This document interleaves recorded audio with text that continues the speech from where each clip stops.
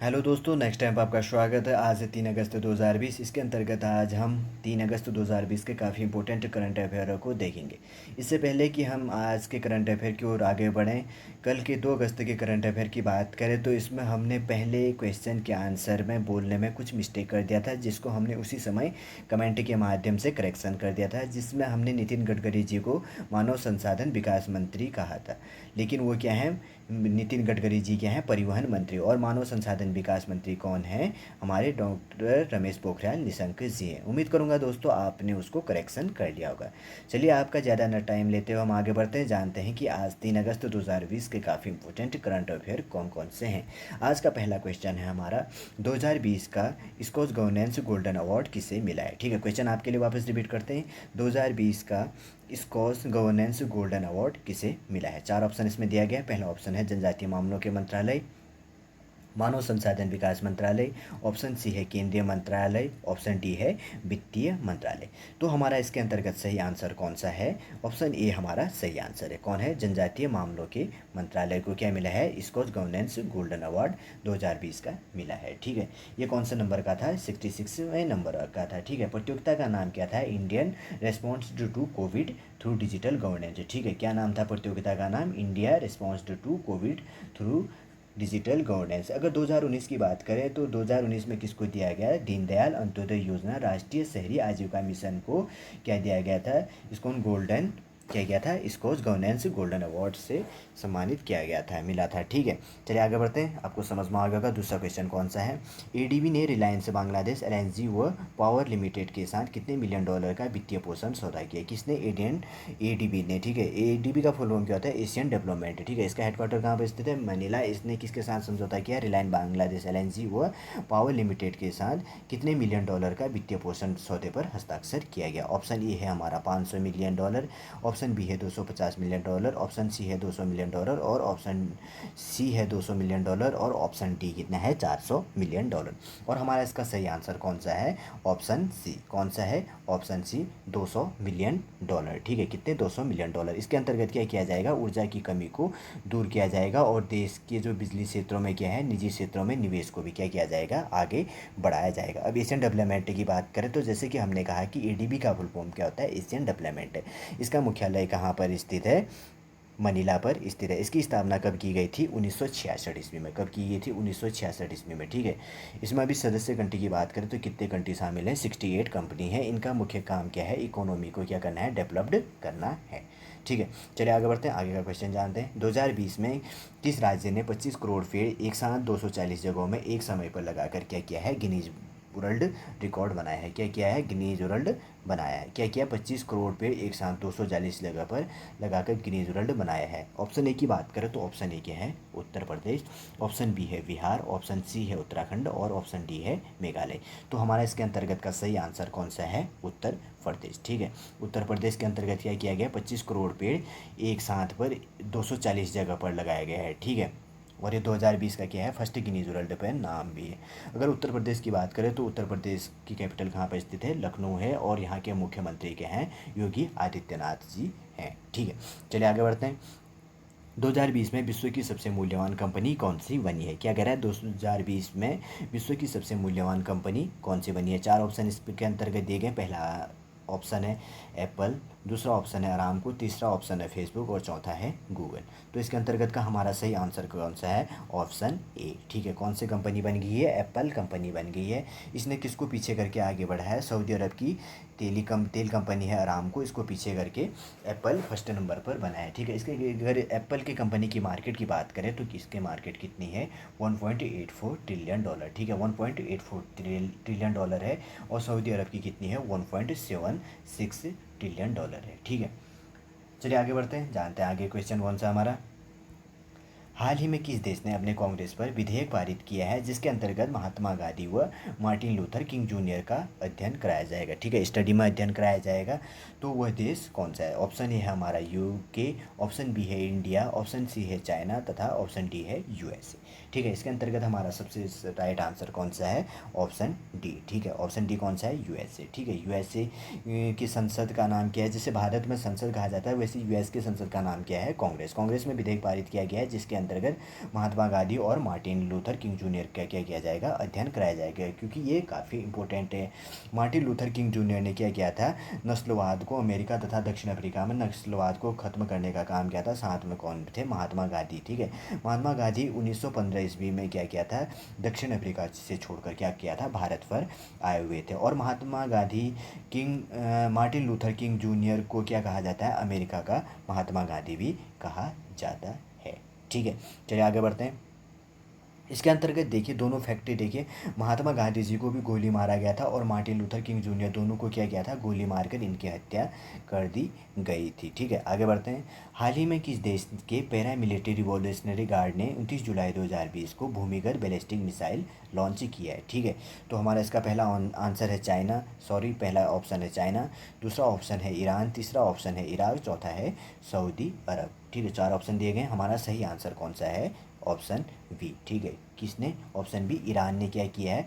Iran के जो paramilitary revolutionary guard है उसने 29 जुलाई 2020 को भूमिगत बैलिस्टिक मिसाइल लॉन्च किया है। ठीक है, ईरान की कैपिटल की बात करो तो इसकी क्या है? तेहरान है, और यह क्या है? एक गल्फ़ कंट्री है। क्या है? ईरान एक गल्फ़ कंट्री है। ठीक है, आगे बढ़ते हैं। आगे का क्वेश्चन कौन सा है? किस देश ने SABIC की पॉलीकार्बोनेट सुविधा अक्षय ऊर्जा पर पूरी तरह से चलने वाली दुनिया का पहला बड़े पैमाने का रासायनिक उत्पादन संयंत्र बनने के लिए तैयार किया? ठीक है, किस देश में बनना है? SABIC की सबसे पहले फुल फॉर्म जान लेते हैं। सऊदी बेसिक, जो SABIC है तो इसका फुल फॉर्म क्या है? Saudi basis industries corporation. ठीक है, सऊदी, ऐसे से सऊदी हो गया, बी से बेसिस हो गया, आई से क्या हो गया? इंडस्ट्रीज हो गया, और सी से क्या हो गया? कॉरपोरेशन की पॉलीकार्बोनेट सुविधा अक्षय ऊर्जा पर पूरी तरह से चलने वाला दुनिया का पहला, ठीक है काफ़ी इंपॉर्टेंट है, पहला बड़े पैमाने का रासायनिक उत्पादन संयंत्र बनाने के लिए तैयार किया गया है। तो इस हमारे 4 ऑप्शन है। पहला ऑप्शन है यूएसए, ऑप्शन बी है स्पेन, ऑप्शन सी है चाइना, ऑप्शन डी है सऊदी अरब। तो हमारा आंसर क्या है? Option B. ठीक है, ऑप्शन बी क्या है? स्पेन। ठीक है, स्पेन देश में क्या किया जाएगा? SABIC की पॉलीकार्बोनेट सुविधा अक्षय ऊर्जा पर पूरी तरह से चलने वाला, ठीक है पूरी तरह की बात करें तो क्या है? 100% चलने वाला दुनिया का पहला बड़े पैमाने का रासायनिक उत्पादन संयंत्र बनने के लिए क्या है? तैयार किया गया है। ठीक है, SABIC जो कंपनी की बात करें तो ये कौन सी कंपनी है? केमिकल से कंपनी है। ठीक है, कौन सी कंपनी है? केमिकल से कंपनी है। इसकी स्थापना कब की गई थी? 1976 ईस्वी में की गई थी। और इसका हेडक्वार्टर क्या है? हेडक्वार्टर कहाँ पर स्थित है?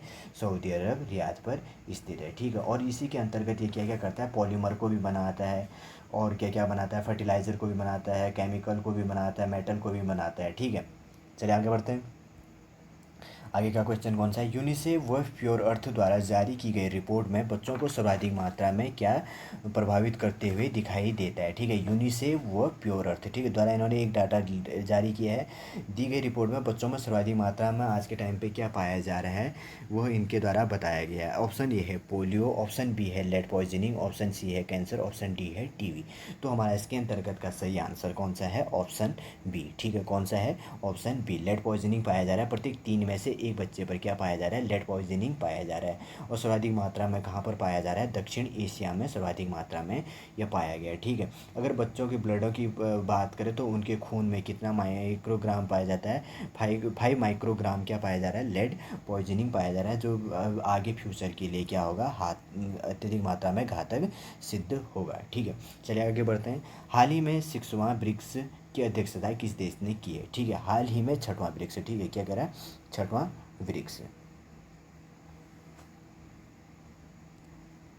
तो क्या होगा हमारा इसके अंतर्गत? हमारा आंसर कौन सा होगा?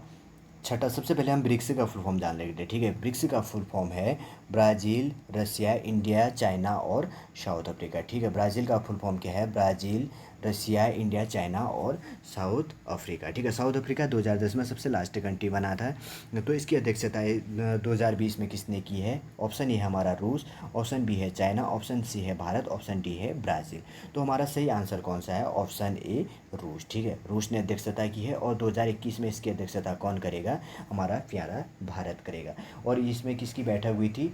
जो पर्यावरण मंत्री थे उनकी बैठक हुई थी। ठीक है, अगर भारत की बात करें तो भारत में से किसने भाग लिया था? हमारे जो केंद्रीय पर्यावरण मंत्री हैं प्रकाश जावड़ेकर जी ने भाग लिया था। किस प्रकार से? वीडियो कॉन्फ्रेंसिंग के माध्यम से इनकी मीटिंग हुई थी। ठीक है, चलिए आगे बढ़ते हैं। आगे का क्वेश्चन कौन सा है? हाल ही में भारत के पूर्व गवर्नर उर्जित पटेल को किस कंपनी ने अपना अतिरिक्त निर्देशक बनाया गया है? ठीक है, ऑप्शन ए है हमारा GES कंपनी। क्या है? GES company. ऑप्शन बी है टाटा कंपनी, ऑप्शन सी है रिलायंस कंपनी, ऑप्शन डी है हीरो कंपनी। ठीक है, तीन ऑप्शन, तीनों के नाम तो आप जानते हैं, लेकिन ये आखिर GES कंपनी क्या होता है इसके बारे में हम जान लेते हैं। अगर GES की फुल फॉर्म करें तो इसका फुल फॉर्म क्या होता है? Great eastern shipping company limited. ठीक है, क्या है? Great eastern shipping company, great eastern shipping ऐसे शिपिंग कंपनी लिमिटेड हो गया। ठीक, और इनको क्या किया गया? इसका सही आंसर भी कौन सा है? ऑप्शन ए सही है। GES कंपनी क्या क्या किया गया है? अतिरिक्त निर्देशक इनको बनाया गया है। कितने साल के लिए? 5 ईयर के लिए। इनका कार्यकाल कब से शुरू होगा? 1 अगस्त से इनको क्या मिलेगा? अतिरिक्त निर्देशक का कार्यभार मिलेगा। ठीक है, अगर भारत की बात करें तो ये भारत के गवर्नर थे। कौन से नंबर के? 24वें नंबर के गवर्नर थे। कब से कब तक रहे? 2016 से लेकर 18 से बीच में ही इन्होंने क्या कर दिया था? छोड़ दिया था। छोड़ने के बाद अभी हमारे 25वें नंबर के गवर्नर कौन बने हैं? शक्तिकांत दास जी। ठीक है, कौन बने हैं? शक्तिकांत दास जी हमारे आज के टाइम के गवर्नर हैं। ठीक है, चलिए आगे बढ़ते हैं। हाल ही में किस बैंक ने कोना कोना उम्मीद नामक अभियान शुरू किया है? ठीक है, क्या कह रहा है? कोना कोना अभियान किस बैंक ने शुरू किया है? तो हमारा पहला ऑप्शन है कोटक महिंद्रा बैंक, दूसरा है SBI बैंक, तीसरा ऑप्शन है पंजाब नेशनल बैंक और डी ऑप्शन है ICICI। अगर ICICI की फुल फॉर्म की बात करें तो industrial credit investigation corporation of India होता है इसका फुल फॉर्म। ठीक है, 4 हो गया ऑप्शन। तो हमारा सही आंसर कौन सा है? हमारा ऑप्शन ए सही है। कोटक महिंद्रा बैंक के द्वारा क्या किया गया? कोना कोना उम्मीद नामक अभियान शुरू किया गया, जिसमें क्या किया जाएगा? जो इनके डेबिट कार्ड होते हैं, क्रेडिट कार्ड होते हैं, जो ऑनलाइन ट्रांजैक्शन सिस्टम होता है, ठीक है, उसमें क्या किया जाएगा? क्यूरेट्स होते का जो भी होता है उसको लेन देन संबंधी सारा नॉलेज दिया जाएगा, प्रचार प्रसार किया जाएगा। ठीक है, कितने? 2 महीने तक, आगे 2 महीने तक इसका यह काम प्रोसेस चलते रहेगा। ठीक है, चलिए आगे बढ़ते हैं। हाल ही में विश्व रेंजर दिवस कौन सा मनाया गया? आज का हमारा सबसे लास्ट क्वेश्चन है, हाल ही में विश्व रेंजर दिवस कब मनाया गया? तो ऑप्शन ए है 30 जुलाई, ऑप्शन बी है 31 जुलाई, ऑप्शन सी है 1 अगस्त, ऑप्शन डी है 2 अगस्त। ठीक है, तो हमारा सही आंसर कौन सा है इसके अंतर्गत का? हमारा सही आंसर है 31 जुलाई को विश्व रेंजर दिवस मनाया गया। ठीक है, इसका मुख्य उद्देश्य क्या है विश्व रेंजर दिवस मनाने का? कि जो वन रेंजर या पार्क रेंजर होते हैं उसको संदर्भित करना है। ठीक है, उनको मोटिवेट करना जिसे कह सकते हैं। और जो प्राकृतिक से स्रोत होते हैं उनकी सुरक्षा इनके द्वारा की जाती है। तो इसी के अंतर्गत क्या किया जाएगा? इनको मोटिवेट किया जाएगा। ठीक है, और क्या होता है कि रेंजरों द्वारा क्या किया जाता है? इनके द्वारा प्रत्येक दिन, ठीक है, एक नया कार्य किया जाता है। जो इम्पोर्टेंट कार्य होता है वो क्या होता है? पर्यावरण की रक्षा सुरक्षा करना इनका प्रमुख दायित्व तो इसी काम को होता है।